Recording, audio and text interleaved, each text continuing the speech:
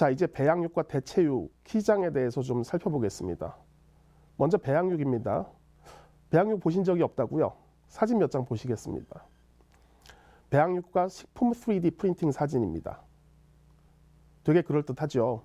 그런데 사실 이 사진들은 달리라는 인공지능이 만들어낸 사진입니다.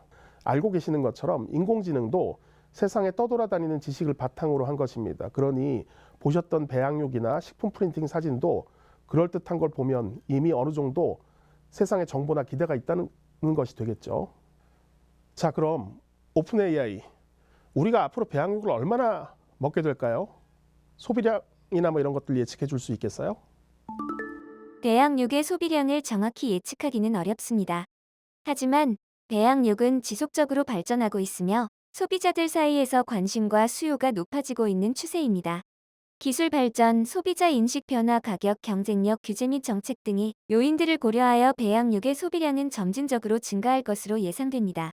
그러나 정확한 예측은 불가능하며 시간이 지나면서 소비자들의 인식과 시장 변화에 따라 변동될 수 있습니다.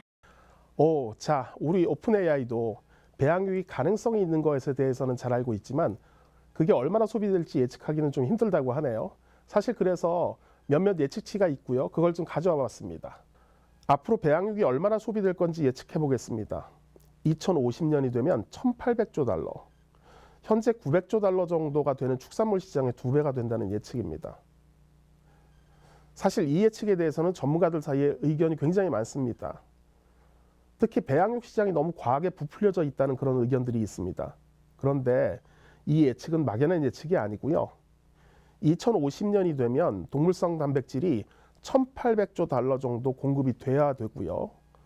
그리고 현재 전통 축산을 좀 줄이고 식물성 대체육 시장 성장세가 그렇게 크지 않은 걸 감안을 하면 나머지 부분을 배양육이 담당해야 된다는 그런 뜻으로 해석이 돼야 될 것 같습니다.